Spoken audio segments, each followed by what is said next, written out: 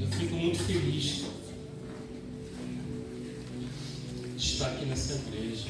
Aleluia, aleluia. Glória a Deus. Santo, santo, santo. Oxe, Aleluia. a presença de Deus ela é notória, tremenda nesse lugar. Você Aleluia. pode sentir essa presença. Aleluia. Você já está sentindo essa presença. Meu Deus, é como um fogo que queima dentro de nós e não vai se apagar. Em nome de Jesus. Eu não estou em uma igreja diferente, eu estou na minha igreja. Eu sinto paz, eu sinto alegria. Para falar a verdade, eu acho que eu fico menos nervoso em estar aqui ministrando para você do que para você. Aleluia. Tem alguns rostos aqui que já são conhecidos meus. Declarar que eu amo muito a vida de vocês. Amém. Vocês não são uma igreja separada de Cabo Frio, da SEC, com o pastor Cléber, o pastor Gilson. Nós somos uma só igreja. Nós temos um só pastor. Temos um só apóstolo. Apóstolo Maria Caetano. Apóstolo Ralph. Apóstolo Rolando. Meu Deus. Que alegria. Apóstolo Rolando é meu cunhado, né? É irmão da pastora Geisa. Tem aqui alguns homens que eu participei do Retiro de Vida Vitoriosa. Dizer para vocês como impactou a minha vida participar daquele único dia, o sábado, com vocês. Os irmãos da Vida Vitoriosa, se puder ficar de pé, gostaria de ver de novo. Eu já conheço alguns, já vejo alguns. Glória a Deus. Meu Deus, que alegria poder ver vocês de novo. Essa igreja já é uma outra igreja. Pela presença de Deus na vida de vocês, pelo que vocês receberam naquele dia, essa já é uma igreja totalmente diferente. Oh Deus, são homens de Deus, homens santos, homens que caminham em santidade, que estão não caminhando reto, mas caminhando para o alto. É assim que eu vejo vocês, é assim que eu vejo essa igreja. Fico muito feliz. Quantos homens estão aqui que pensam? Você pode sentar. Que alegria. Homens, eu ministrei uma palavra na Vida Vitoriosa e hoje quero dar um cumprimento a mais nela. É interessante que eu não compartilhei isso com Salomão, nem com ninguém, nem com o pastor Júlio, mas os louvores que foi tocado tem a ver com o que eu quero ministrar. Mais uma vez, não se preocupem se o pastor derramar uma lágrima ou outra, porque eu acho que eu sou chorão mesmo. E nós não temos mais essa referência que o homem não chora. O homem chora sim. Ele chora na presença de Deus. Ele chora porque ele sente algo tremendo se mover na vida dele. Ele chora porque ele sente Deus habitando aqui dentro. Porque antes de quatro paredes ser igreja, aqui dentro é igreja, aqui dentro é casa de Deus. E Deus habita aqui dentro de cada um de nós. Amém. Quatro paredes é apenas para nós nos reunirmos em alegria, em clamor, em oração, em louvor. Nós darmos aleluia, nós glorificarmos a um Deus que é tão grande, que fez tantas coisas por nós. E ainda existe tantas coisas que Ele quer fazer através de nós. Aleluia. Eu não quero ficar parado, eu não quero ficar quieto, eu quero pular, eu quero correr para estar mais perto de Deus. Hoje de manhã eu dei aula Nova Criatura e foi impressionante falando sobre alguns fundamentos, né? Nova Criatura, nós estamos de novo falando sobre os fundamentos da fé cristã. Sobre o pecado, sobre o amor, sobre arrependimento, sobre graça, sobre salvação. Estava falando sobre isso, que nós nos tornamos outras pessoas, nos tornamos nova criatura. E nós não podemos mais viver da mesma maneira que vivíamos no mundo. Hoje precisamos ter uma busca intensa de Deus. Eu não sei os jovens que estão hoje aqui se tem isso, ou até os adultos, mas eu tinha um desejo tão grande de ser batizado com o Espírito Santo. Aqui não tem relógio mostrando a hora não, né? Meu Deus, quando eu começo a falar, gente, eu perco o horário. Eu tinha uma sede tão grande de ser batizado com o Espírito Santo, que uma vez eu dormi e sonhei que vinha uma bola de fogo dentro da minha casa me procurando, e gente, vai me pegar e bum, cair em cima de mim. E aí no sonho eu fui batizado com o Espírito Santo. Era uma sede muito grande de querer ouvir a voz de Deus. Nós não podemos hoje viver um evangelho em que eu me converto e venho todo domingo à igreja apenas por vir para viver uma religião, uma religiosidade. Isso não basta, não é isso que Deus quer. Existe algo mais dentro de mim e de você que Deus quer derramar. Os homens naquele retiro receberam algo muito forte, muito grande de Deus. Você não pode deixar isso se apagar. Homens, ouçam bem, reúnam outros homens, subam ao monte. Eu fiquei muito feliz quando eu vi esse anúncio aqui. Reúnam os homens, façam uma rede de homens, estejam sempre orando, façam uma rede no Zap, estejam compartilhando o que Deus tem feito com vocês. Essa brasa não pode se apagar, esse fogo não pode se extinguir. Mantenha essa chama acesa. Você precisa manter essa chama acesa. Amém. Você precisa falar para o seu irmão que você está numa intensidade muito grande de buscar o batismo com o Espírito Santo.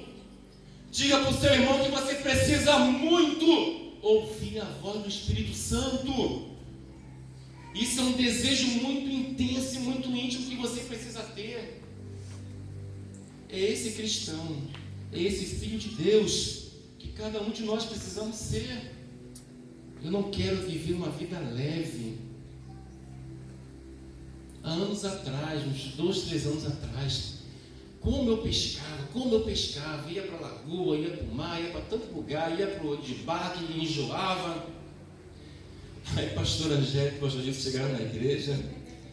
Pastor, nunca mais eu fui pescar. Amigo, você não fazia nada, você estava de bobeira. Gente, existe algo em nós. Existe um chamado para você, homem. Deus está chamando você, está te escolhendo para um ministério, para uma caminhada onde não tem mais volta. Não tem mais volta. A não ser que você ainda viva uma vida de pecado. Mas se você tem um desejo no seu coração de abrir mão do mundo, do pecado e andar com Deus, meu Pai, não tem mais volta para você. É uma vida intensa com o Espírito Santo, de ouvir Deus, de ministrar Deus, de passar o dia todo orando aqui na mente em espírito, de louvar, estar sempre cantando um louvor, porque dentro de nós habita algo, é o poder dos poderes, é a presença de Deus. Eu quero nessa noite ministrar sobre lidando com as tribulações. E eu vou contar um pouco mais detalhado no meu testemunho, no meio da Geisa, que aconteceu com a gente há 8 anos atrás. E quando eu ministro esse testemunho, uns 3 anos atrás, mais ou menos, há uns 3 anos atrás, 3 ou 4 anos, né, Geisa? O pastor Cléber e a pastora Marta, em um primeiro discipulado com eles no escritório, falou assim: Hamilton e Geisa, vocês vão ser pastores. A Gita deu um pulo. Não, meu Deus, ser pastor, uma responsabilidade muito grande, não sei o quê. A Gita não deu um pulo, literalmente, mas ela falou: não quero. Irmã, eu falava a mesma coisa. Mas Deus olha para cada um de nós e vê em cada um de nós um chamado e um líder. Você tem um potencial para ser um líder, até para ser um pastor. Homens, vocês já são pastores dentro de casa.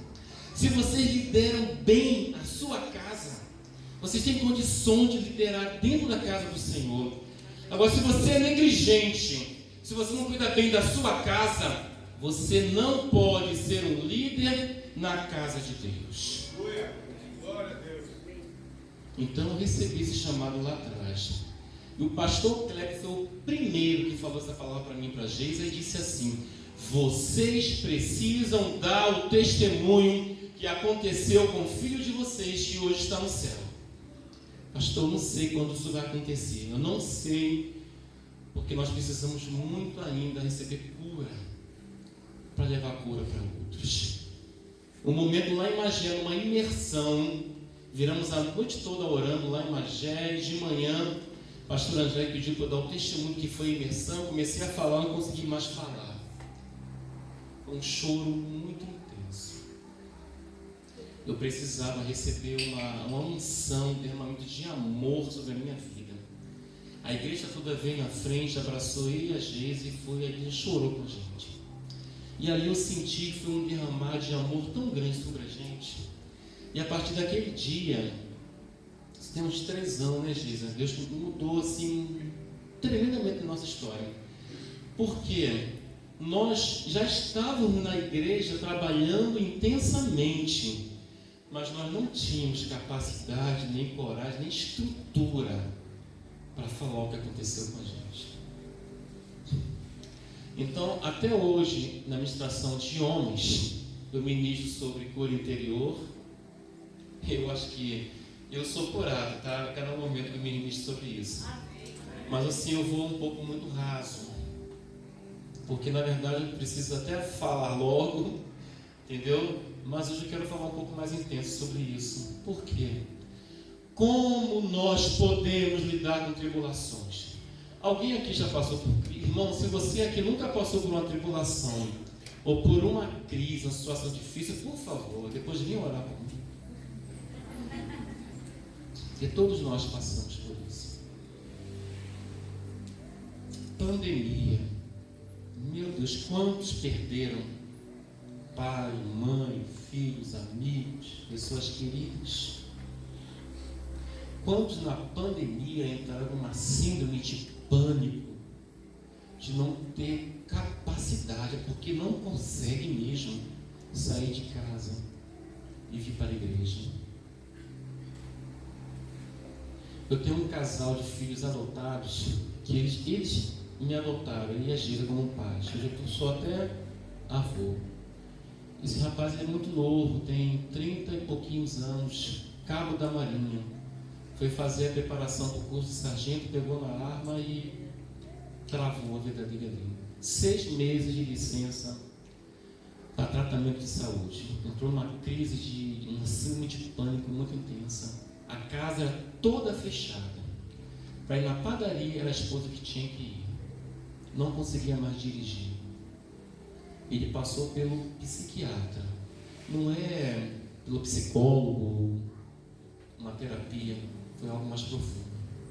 Quantos passaram por isso? Quantos ainda hoje precisam de cura nas suas emoções, na sua alma? Então, irmãos, em João 16:33, você deu meu óculos. João, isso. Pode colocar aqui na revista atualizada. Diz que estas coisas, Jesus falando, vos tenho dito para que tenhais paz. Paz em quem? Paz em Jesus. No mundo passais por aflições, mas tende bom ânimo. Eu venci o mundo. Jesus venceu o mundo. Aleluia. Glória a ti, Senhor. Jesus não estava falando de algo que ele mesmo não tinha passado. Seria muito fácil pregar algo, falar algo que você não vive ou nunca viveu. Mas quando você fala algo que você já passou, você tem testemunho, você tem força para falar sobre isso. Então Jesus diz que tenham paz em mim. Eu passei por tribulações, o meu suor se tornou em sangue. Tamanha era a pressão que eu estava passando naquele momento. Vocês acham que eu queria ir à cruz? Não tem maior exemplo de obediência Foi o que Jesus fez. Obediência ao Pai, acima de tudo, que levou ele a uma morte de cruz. Todos que passavam pela morte de cruz eram considerados amaldiçoados. Jesus se tornou maldito por você e por mim. A angústia que ele passou em carregar todos os nossos pecados não tem tamanho. Ele passou por isso. Então, quando ele diz: tenham paz em mim, ele sabia o que estava falando. No mundo vocês vão passar por aflições, mas ele diz: tem de bom ânimo. De onde vem o nosso ânimo? Como podemos lidar com as tribulações? Primeiramente, primeira coisa que eu falo: oração. Quando eu passei por tribulações, eu ia orar, chamava a Geisa para orar. Teve uma tribulação que eu passei na minha vida com a Geisa, onde a Geisa até conta isso, que era tantas contas, não tínhamos como pagar, que eu me deitei em cima dela e comecei a orar, a clamar. Outro momento, eu ajoelhei ela na sala, e eu para lá e para cá, orando, porque naquele dia tinha grupo familiar na minha casa, eu estava sem dinheiro para pagar minhas contas, uma angústia muito grande. E orando, naquele momento, eu parei de orar e fiz assim: não é que minhas forças tinham acabado, mas é que eu encontrei paz. E a Gila diz que demorou um pouco, mas a minha lembrança não demorou praticamente nada. Quando eu parei de orar, o telefone tocou. Naquele tempo nós tínhamos um telefone fixo, né? Hoje é tudo celular. O telefone fixo tocou e um amigo falou assim: Hamilton, demorou, mas a tua hora chegou. Vem amanhã e traz a carteira que você já está empregado. E aquela porta que Deus abriu situações tremendas na minha vida, de um crescimento espiritual e confiança em Deus, de você angustiado clamar e Deus te responder na hora, e abriu outras portas para conhecer pessoas e oportunidades de melhorar de vida financeira. Uma porta abriu outras. Nessa primeira porta que eu abri foi quando eu conheci o Roberto, que naquele tempo a filha dele tinha 14 anos, me adotou como um pai, e até hoje é assim, uma amizade, um amor muito grande de família que nós temos com eles. Vocês conseguem imaginar como é de uma situação? Deus quer tratar você em uma aflição, numa angústia e numa tribulação, para trazer um crescimento para você interior, mas também para levar você a outras posições espirituais e materiais também. Você acha que Deus é tão egoísta de permitir que as tribulações venham nos abater mais ainda e nos fazer até se desviar? Eu aprendi desde cedo na comunidade que as pressões, crises e tribulações, ela nos aproxima de Deus, e as depressões nos matam. As depressões abrem portas para demônios, as depressões nos afastam de Deus. Mas pressões, tribulações, o apóstolo Paulo é muito claro quanto a isso. As tribulações nos fazem ter experiência. As tribulações da experiência nos traz esperança. Romanos capítulo 5, versículo 3. Gente, que esperança é essa? Eu estou atribulado, angustiado, e ele diz que eu tenho esperança? Sim. Qual é a esperança que você tem quando perde um ente querido que morreu em Cristo? Que você vai encontrar com esse ente querido na glória, no arrebatamento da igreja. O mundo não tem essa esperança. O mundo, quem não tem Jesus, está sofrendo todas essas crises: síndrome de pânico, ansiedade, depressões e coisas mais. não têm nenhuma esperança e estão confinados à morte. Mas nós cremos. Não sei se você já viu, mas no cemitério, um cristão sendo enterrado, não há estardalhaço. Há louvores.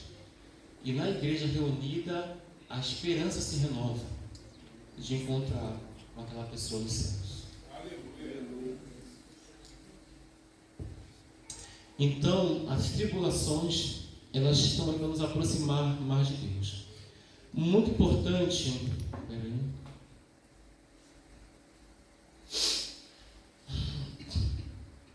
Muito importante notar que o Senhor Jesus não viveu uma vida de sombra e água fresca. Escrevi isso aqui e é verdade. Ele suportou aflições e provações. Em Romanos capítulo 8 diz que nem a morte, nem a vida, nem poderes celestiais, nem as profundezas, nem tribulações, nem fome, nem tempos difíceis ou dificuldades, perseguição, pobreza, perigos ou guerras. Nada dessas coisas, nenhuma dessas coisas vai nos afastar de Deus. Eu sempre aprendi isso, que as pressões, elas nos aproximam de Deus. Nós passamos por todas essas coisas junto com Jesus. A gente não passa essas coisas separadas. Eu já passei por muitas crises, muitos problemas. E eu lembro que eu sempre orava e Deus resolvia. Como esse testemunho que eu dei, comigo e a Geisa orando pela angústia das finanças, e Deus na hora respondeu e foi tremendo. Mas teve outras situações que eu passei junto com a Geisa, antes mesmo de casar, que foram muito intensas, e eu lembro de orar intensamente. Teve uma situação que eu passei em relação à rejeição, que foi muito forte na minha vida, porque no meu namoro, eu estava tão apegado com esse namoro que eu queria casar, e uma situação aconteceu e a Geisa chutou, vai embora, não quero mais não. Aquilo me tornou angustiado de novo, porque de novo eu fui rejeitado. Gente, é engraçado, mas é triste. Eu lembro, sério, eu lembro que naquele tempo, 92 por aí, hoje apóstolo Ari, ele tinha abrido mão da empresa e estava na igreja. E ele foi 5 da manhã, não foi, Geisa? 5 da manhã e foi para a igreja orar. E falou: quem quiser vir orar comigo, que venha. E eu, como estava deprimido, triste mesmo, corri para a igreja para orar. Nessa madrugada, 5 da manhã, orando sozinho com o apóstolo ali, foi onde eu lembro que uma das maiores curas que eu recebi na minha vida em relação à rejeição. É como se Deus me levasse lá atrás e mostrando que Ele estava passando comigo por todas as situações de vida que eu passei. Eu não vou falar sobre isso agora, eu quero me deter no testemunho do Gustavo. Mas ali eu fui tremendamente curado naquela madrugada. E logo depois eu voltei ao namoro, noivamos e casamos, né, Geisa? Noivamos também foi maravilhoso. Mas, quando eu passei a perda do meu filho, quero ser bem claro para vocês que a dor é tão forte. Eu não lembro de dobrar o joelho, chorar e orar, brigar com Deus. Eu não lembro disso. Parece que minha mente está como que se vazia. Parece que a esperança tinha ido embora. Irmãos, nada nessa vida prepara você para a perda de um filho. Nada. Eu perdi pai. Meu pai morreu no leito de câncer e foi embora. 6 filhos ficaram. E eu lembro assim que acho que a maior preocupação, eu tinha 11 anos de idade. Como nós vamos viver agora? A fonte de renda acabou. Minha mãe foi para a igreja, nos levou para a igreja, recebemos cesta básica. Minha mãe foi ser zeladora da igreja, a gente ia jogar alguém para a igreja e nunca passamos fome nesse período. Quando minha mãe faleceu, eu tinha 22 anos de idade. Eu já estava bem empregado, no emprego do Estado, tinha casa própria. Minha mãe vinha um ano sofrendo intensamente com câncer. Todo o lado esquerdo dela era tudo inchado, câncer de mama. Quando Deus levou ela, nós choramos, mas ela descansou e está com o Senhor. Ela deixou um legado de fé muito tremendo para mim e para meus irmãos, e nunca mais a gente se afastou do Senhor. Mas no nosso coração tinha uma paz. Ela está com o Senhor. E prosseguimos a vida e casamos. Todas as crises, angústias, decepções, perdas, rejeições, tudo que eu passei não me preparou para perder um filho. Como nós podemos lidar com tribulações? Então, primeira coisa, oração. Segunda coisa, firmar as promessas. Se a palavra de Deus formou seu coração, uma estrutura e um chão para você caminhar, você consegue vencer. Ninguém nesse mundo anda sozinho. Nós temos liderança. Nós temos liderança. Quando a Geisa não queria ouvir, eu vou ler isso aqui tudo rapidinho, mas estou dando uma pincelada. A Geisa não queria ouvir, não me fala, não me fala, não me fala, não me fala. O apóstolo Ari estava lá e falou assim: filha, você precisa ouvir. E eu cheguei pertinho dela, a nossa casa cheia de gente. O Gustavo está com o Senhor. Ela teve que fechar a boca e ouvir. Nós precisamos ouvir. Eu precisava ver meu filho morto. Nada nos prepara para isso. Nós temos uma cobertura espiritual.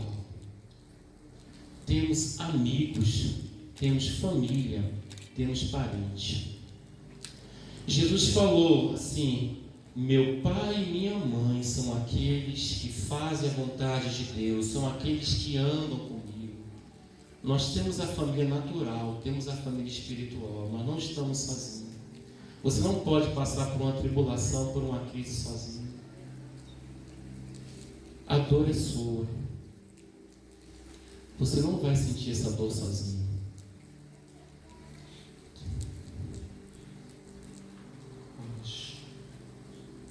Amém. Eu vou ler rapidinho aqui esse momento. Eu quero que você preste muita atenção. Eu vou ler, dar uma passada rápido nisso aqui. Eu quero que você ouça bem. Eu já falei alguns pontos, mas eu vou repetir lendo aqui para não perder o fio da meada. Quando eu perdi meu pai, eu tinha 11 anos de idade. Foi muito triste. Um medo se apoderou de mim. Quem iria cuidar de mim e dos meus irmãos? Minha mãe era uma guerreira e como minha irmã mais velha já trabalhava, tínhamos alguma esperança de lutar com as nossas necessidades que a gente enfrentaria com a perda do nosso pai. Ou seja, tínhamos alguma esperança de nos manter. Mas nossa principal fonte de renda não tinha mais. Irmãos, era uma pobreza muito grande. Perdi minha mãe com 22 anos de idade, eu já estava bem empregado, tínhamos nossa casa própria, e minha mãe vinha lutando com câncer há um ano em fase terminal. Suportamos com mais tranquilidade, sabendo que a esperança de vida eterna, ela já estava descansando. Como eu falei, né? Nada nessa vida, tudo que eu passei, nada me preparou para perder um filho. Casei meus 25 anos, aos 28 fui pai pela primeira vez. 10 anos depois nasce nosso filho Gustavo. Olha, a Geisa não queria mais filho. Foi uma gravidez muito boa, tranquila e maravilhosa. Ela amou a comida do hospital, mas não queria ter mais filho.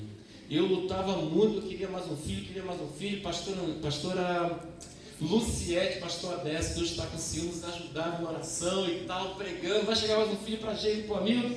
Geisa não queria. E Deus mandou mais um filho. 10 anos depois. Gustavo, imagina um filho que era muito... Gente, todos os filhos são muito diferentes do outro. Mãe sabe disso, pai. Então, um é muito diferente do outro. Na verdade, eles sempre são. Azaf, todos conhecem. Quem conhece o Azaf, meu filho aqui, que toca teclado? Azaf era muito acelerado. Se perdia de nós no mercado, era muito independente. Primeiro dia de aula, a Giza chorou. Por quê? Ela chegou para levar o Azaf para o colégio. E a pessoa falou assim: mãe, pode ir embora, porque esse aqui não vai ter problema nenhum. A Giza chorou porque ela queria ficar no colégio ali, acompanhar o primeiro dia de aula do Azaf. Ele era muito independente. Ela ficou triste por causa disso. Já o Gustavo, que hoje está com o Senhor, ele morreu com 9 anos de idade. Ele era muito dependente de nós. Não fazia nada sem nosso acompanhamento. Na escola, eu trabalhava como porteiro, segurança, inspetor, e eu estava sempre pertinho dele. Mesmo assim, foi um ano, eu lembro muito bem disso, um ano muito difícil, onde ele passava para lá e para cá, com uma turminha, com a mão com a professora, chorando, mas chorava muito. Foi um ano terrível. Dentro do mercado, às vezes eu estava lá no caixa e pedia: Gustavo, vai ali. Ele já com 8, 9 anos, vai ali pegar aquele item. Ele ia olhando para trás e não queria se perder de mim, nem da Geisa. Ele era muito assim, preso, agarrado, submisso, dependente de mim e da Geisa. Com 9 anos de idade, antes disso, teve um momento no colégio que o Gustavo ele chegou, ele falava cada coisa que impressionava muito a gente. Eu e a Geisa estavam impressionados. Os vizinhos, irmãos da igreja, chegavam: poxa, Milton, ele falou isso assim, assim, assim. Deus já usava meu filho com palavras. As pessoas choravam com as coisas que ele falava. Uma advogada no colégio chegou até onde eu estava lá trabalhando e falou assim: Milton, olha só, o seu filho, o Gustavinho, ele vai ser advogado, ele vai ser juiz, porque ele vai usar a língua, a palavra, para ganhar dinheiro. Ela falou assim, porque era uma advogada secular. Ele pegou e defendeu o meu filho diante da professora com uma inteireza, uma certeza tão grande, com palavras tão tremendas. Eu, como advogado, fiquei impressionado. Seu filho vai ser advogado. Ele sabe usar as palavras. Meu filho era muito inteligente. Com 9 anos de idade, ele liderava um grupo de crianças lá em casa. No dia 11 de novembro, quinta-feira, fizemos um pastel com guaraná, com os parentes, para anunciar a casa nova que nós compramos aqui em Cabo Frio. Nós tínhamos passado por tantas crises no passado, financeira principalmente, e eu não queria contar desgraça, apenas vitória. E eu abri Eclesiastes 13 e falei: há tempo de nascer e há tempo de morrer. Senhor, não vou falar que há tempo de morrer, porque eu já passei por tanta situação ruim. Mas Deus, agora é tempo de alegria, de pular. Mas com todos os parentes reunidos, é a palavra de Deus. E eu falei: há tempo de nascer, há tempo de morrer. E li a passagem toda. 2 dias depois, dia 14, né, Geisa? No noivado da minha sobrinha, era chá de panela, no chá de panela da minha sobrinha, o Gustavo chegou e pediu: pai, eu quero ir para a casa do Mateus. Mateus é o nosso sobrinho, também foi para com o Senhor. Eu, filho, não, cheguei ao trabalho, quero ficar com você. Aí, em concordância com a minha esposa, nós liberamos ele para ir passar a noite na casa do primo, porque isso já era costumeiro acontecer, tanto lá como cá. E ele foi. E eu lembro que eu recebi uma ligação, eram umas 10 horas da noite, e meu sobrinho falou assim: Hamilton, vem aqui no posto tal, porque o Maguinho, meu cunhado, Jorge Magno, sofreu um acidente, precisa nos ajudar a auxiliar aqui. Eu falei assim, Gera, peraí, calma. O Maguinho, o carro se acidentou, eu vou lá, trago os meninos para cá, e vou lá e dou assistência para ele. E peguei o carro e fui correndo. Chego no posto de gasolina, está lá, todo cheio de faixa, e muita gente ali. Meu Deus, o acidente foi feio. E quando chego perto das faixas do posto, eu olho para meus parentes lá dentro do posto. E eu peguei, atravessei e fui até eles. E eu cheguei e falei assim, Maguinho, o que aconteceu? Eu estou vendo ali a Letícia, a Edneia, cadê os meninos? Ele falou assim, Hamilton, ele chorando, só apontou, está ali. Esse está ali, quando eu olhei, eu só vi o carro todo destruído. O carro todo destruído. E eu olhei de novo para o meu cunhado e perguntei, Maguinho, cadê os meninos? Então eu pedi permissão ao oficial bombeiro e fui ver meu filho e meu sobrinho. Não tenho assim palavra para expressar o que eu senti naquele momento. Eu acho que a primeira impressão que eu tenho é de um vazio. Um vazio muito profundo. Eu lembro que eu sentei naquele posto, fiquei ali pensando. E daqui a pouco chegou o pastor Ari, abracei, chorei um pouco. E o que eu lembro que o pastor Ari falou foi só assim que ele está com o Senhor. E depois ali fui para casa e fui dar notícia para Geisa. Ela não queria ouvir a notícia de jeito nenhum, mas ela precisava ouvir a notícia.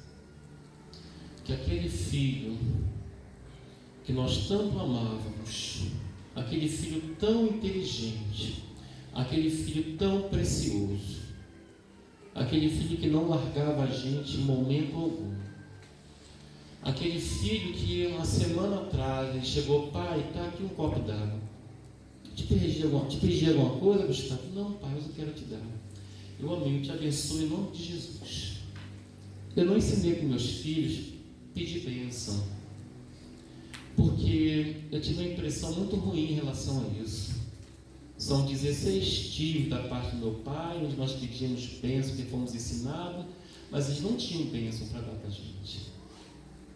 Mas todas as vezes, até hoje, meu filho vai sair, o Azaf, Deus te abençoe, Deus te guarda, que faça próspero o seu caminho, que as bênçãos dos céus, as bênçãos da terra estejam sobre a sua vida. Então, até hoje, o Azaf não pede bênção a gente, mas nós sempre abençoamos o nosso filho. Eu lembro aquela semana, 2 vezes, meu filho chegou e me deu um copo d'água. Eu lembro um momento que eu fui naquela semana, que eu estava de folga e fui sempre de mão dada, 9 anos de idade, caminhando com ele para levar ele na escola, que era perto. E a gente conversando, até um papo de namoro. Pai, tem uma menina lá no colégio que é assim. Gustavo, você está muito louco para namorar. Gente, era algo assim tão precioso, né, gente? Lá em casa tinha um grupo familiar de adultos e tinha de crianças, onde ele liderava. Esse dia eu estava assistindo um vídeo, aquela peça que ele fez lá em casa com as crianças.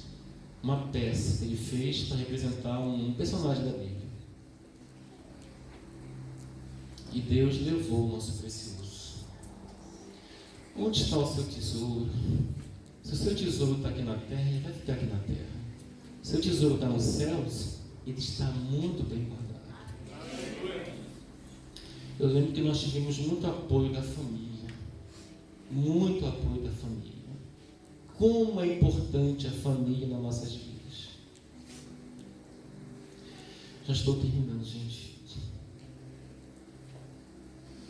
Tribulações, angústias e tristezas, todos nós podemos passar.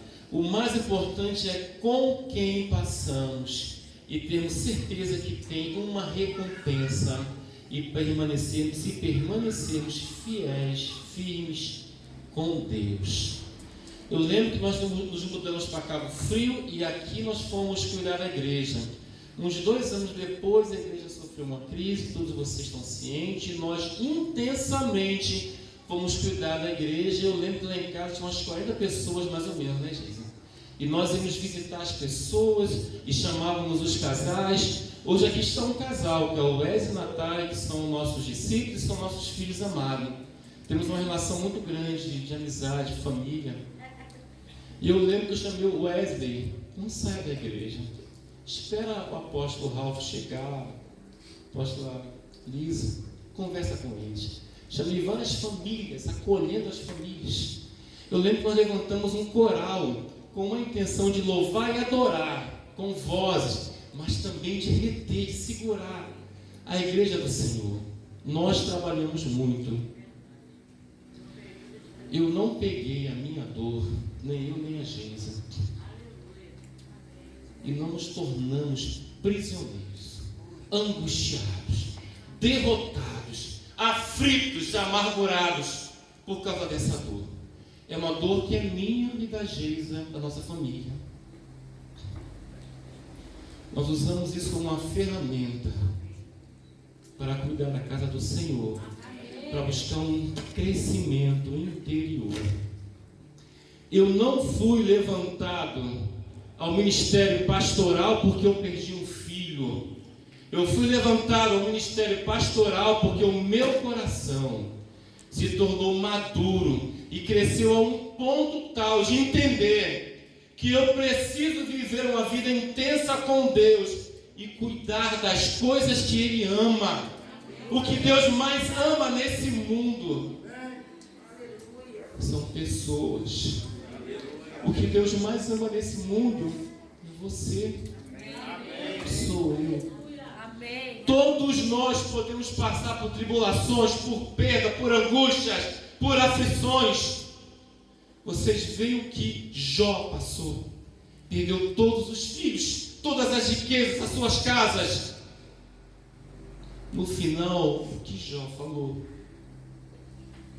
Eu te conhecia apenas de ouvir falar. Hoje os meus olhos te veem.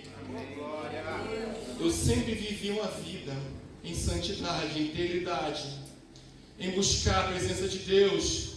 Eu sempre orava em montes. A minha vida era sempre na oração com a minha mãe ali, com as irmãs de oração. A minha vida sempre foi igreja. Mas o conhecimento de Deus que eu tenho hoje, a experiência e maturidade em Deus que eu tenho hoje, eu não tinha antes da perda do meu filho. Porque eu entendi que Deus usa as tribulações, as angústias e as crises que são convenientes a cada um de nós passar. O sol não brilha sobre nossas cabeças, o vento não sopra sobre cada um de nós, a chuva não cai sobre cada um de nós. O bom e o mal, Deus abençoa a todos nós. O que você vai fazer com a sua angústia, com a sua tribulação, com a crise que você está passando? Você vai enterrar no seu coração e vai morrer com isso? Ou você vai entregar isso na mão de Deus e vai viver firmado nas promessas, na esperança de que um dia você vai receber uma recompensa que não se compara a nada nesse mundo? Você entende isso? Deus enviou o seu único filho para morrer na cruz, para que nós não nos tornássemos derrotados, aflitos, angustiados, mortos. Porque as tribulações vêm para todos, não é apenas para uns. Eu quero que você fique de pé, eu estou terminando, com seus olhos fechados. Ore nesse momento, se você entende essa palavra, se você tem uma dor no seu coração, se você está passando por uma angústia, não deixe, não permita que essa dor venha te matar, não permita que ela venha te abater, não permita que ela venha deixar você impedir de você viver o melhor que Deus tem para você. ainda nessa vida. Uma vez eu falei, Senhor, não importa por quantas crises eu passei, não é esposa, tu pode me tirar a esposa, filho, casa, carro, tudo. Eu falei isso, gente. Eu já estava tendo um amor tão grande com Deus que eu falei, Senhor, as experiências que você tem com Deus faz com que você tenha uma fidelidade tão grande com o Senhor a ponto de falar isso. Senhor, esposa, filho, tudo isso não vai me afastar de Ti. O apóstolo Paulo fala tribulações, morte, fome, angústia. Senhor, as alturas, a profundidade, nada pode me afastar do amor que eu tenho por Ti. Meu Deus,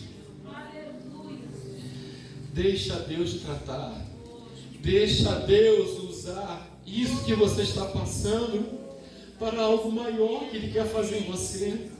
Se entregue para uma nova história. Eu estou vivendo uma nova história na minha casa, na minha vida íntima com Deus. Se você quer que isso aconteça na sua vida, se você não vai se entregar à dor, se você não vai morrer por causa dessa tribulação, se você precisa se reconciliar, se você precisa de novo se entregar para Jesus, a oportunidade é essa. A oportunidade é essa de você falar: essa dor, essa perda, essa angústia não vai me matar. Se você quiser vir aqui na frente, venha, dobre o joelho, ore, se derrame diante do Senhor, porque Deus permite as coisas acontecerem em nossas vidas. Não é para te destruir, não é para te matar, mas é para te ensinar algo maior, algo mais profundo. Ele quer gerar em você uma nova história. Ele quer levar você a viver o sobrenatural. Deus tem uma história maior com você. Deus tem algo melhor para fazer com você. Meu Deus.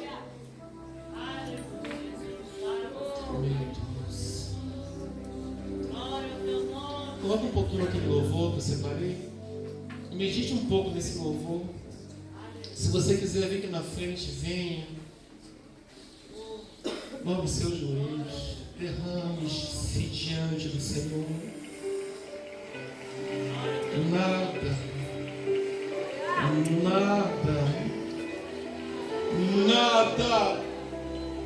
Nada pode impedir. Nada vai me afastar. Nada vai me afastar. Nada vai me afastar desse amor. Adoro pelo que Ele faz, nem menos por bens materiais. Eu adoro pelo que Ele é, eu sou dele, tudo é dele. Só você não tem motivos.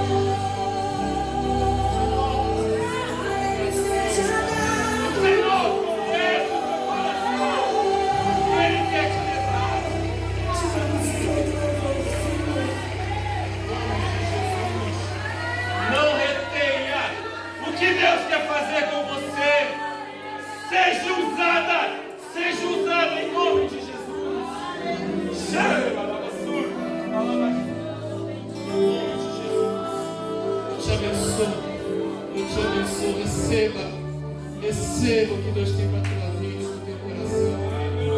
A sua família, a tua casa é escolhida para um propósito eterno. A tua família do Senhor. Não importa o que aconteceu, é Ele que está cuidando da sua vida, da sua casa.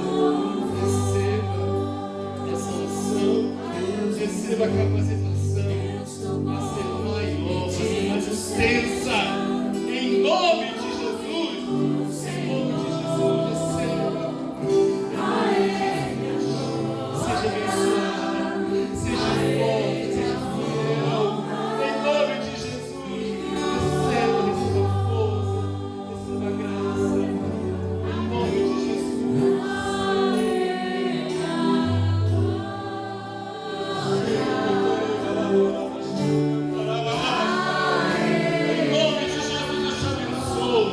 Eu declaro sobre a tua vida a unção dos céus, onde muito vão te surpreender, como Deus vai te usar, porque Deus usa aqueles que estão disponíveis, aqueles que têm um coração que são totalmente teus.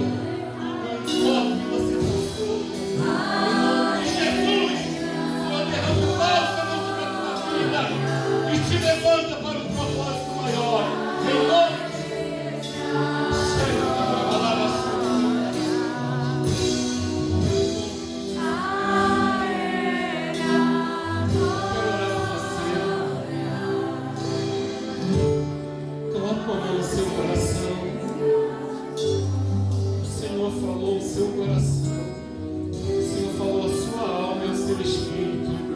Ele comunicou algo a você. Você não pode se tornar retiro. E você nunca pode dizer que o Senhor falou contigo. O amor derramado em nossos corações não tem dimensão. Não tem altura nem profundidade do amor tão grande que Ele derramou sobre você. A sua dor que você passou, meu Deus, é do Senhor também. Ele em momento algum deixou você passar sozinho. E teve momentos que Ele te abraçou e te pegou no colo. Tem uma palavra muito forte no meu coração. Em Salmo 23 diz que quando passamos pelo vale da sombra da morte, eu e a minha família passamos por um vale onde parece que sobre as nossas cabeças só existia lembrança de morte. Meu Deus, era uma tristeza profunda. Mas Deus nos tirou desse vale. Deus nos tirou desse vale. O amor dele nos alcançou de uma maneira tão íntima, tão tremenda, que nós saímos desse vale da sombra da morte. Parece que tinha uma nuvem que parava sobre mim, sobre a minha família de morte. Mas Deus tirou esse Ele usou essa angústia, essa tristeza como uma ferramenta. Ele plantou no meu coração, oh meu Deus, uma presença tão tremenda que me fez crescer e avançar e me tornar quem eu sou hoje. Deus quer usar a sua vida. Não importa o que você passou, Deus passou contigo. Ele te ama de uma forma que você não consegue compreender. Ele sempre vai cuidar de você. Ele sempre estará com você. Ele sempre vai te amparar. Você nunca estará sozinho. Entenda isso e viva isso em nome de Jesus. Eu quero que você coloque a mão no seu coração, levante a outra, a bênção apostólica. Amém? Obrigado, Senhor. Obrigado por esse culto, onde nos sentimos família. Como é precioso, Senhor. Senhor, como é precioso. Oh, meu Deus. A graça do nosso Senhor Jesus Cristo, o amor de Deus, nosso Pai, e as consolações do Espírito Santo acompanhem essa igreja sempre, todos os dias, em nome de Jesus. Receba em nome de Jesus. Amém, amém.